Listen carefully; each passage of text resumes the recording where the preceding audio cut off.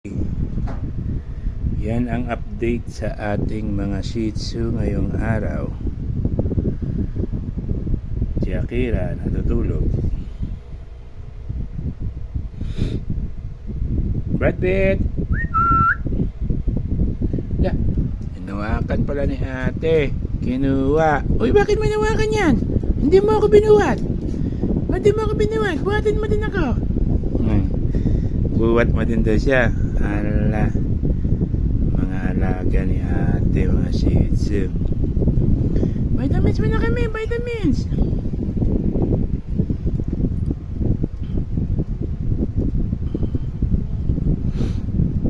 Saan yung plastic dyan sa pinto?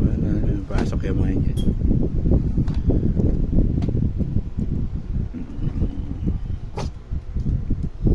Vitamins kami, vitamins. Ala.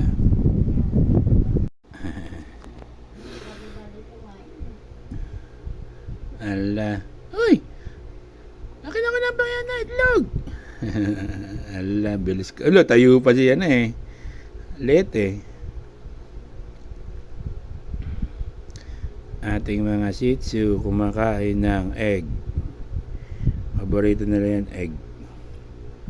Ala. Uy, akin na yan. Akin yan, egg. Uy, ako lang bigyan mo. Lala. Ala, bilis kain na leta. Brad Pitt, tahimik lang oh. Tsaka Akira oh.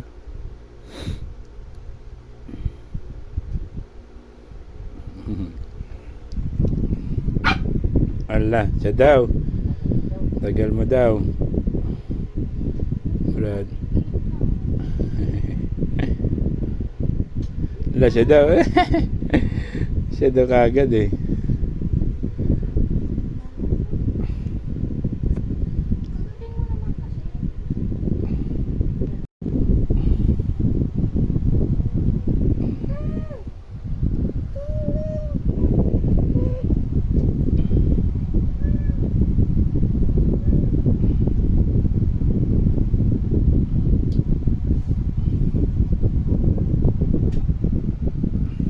Yung isa busy sa ano, yung kakaano ng ano eh. Ito kamot. Ilan agad?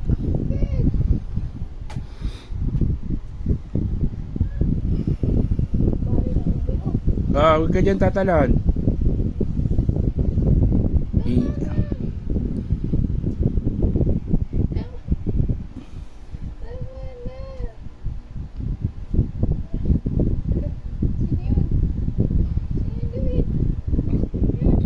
Ano ulam nyo mamaya?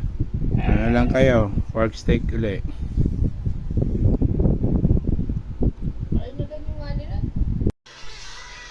Lunch time na ng mga alaga nating Shih Tzu. At ang kanilang lunch, karne. Karne yan, mga sauce yan.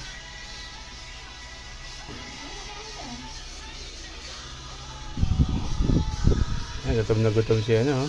Akira, oh.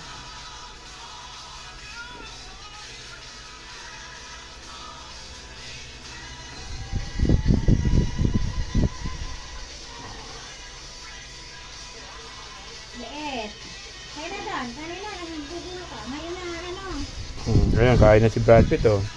Nalasahan yan eh. Sarap pala yan.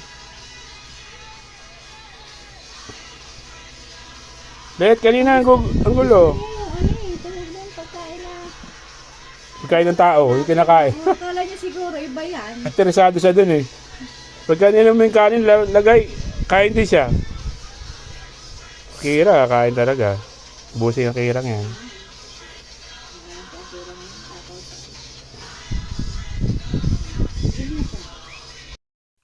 Follow, like, and share my FB page at subscribe kayo sa aking YouTube channel sa Magsisi at Talikuran ang ating mga kasalanan dahil ang second coming ng Panginoong Jesucristo ay malapit na pong dumating.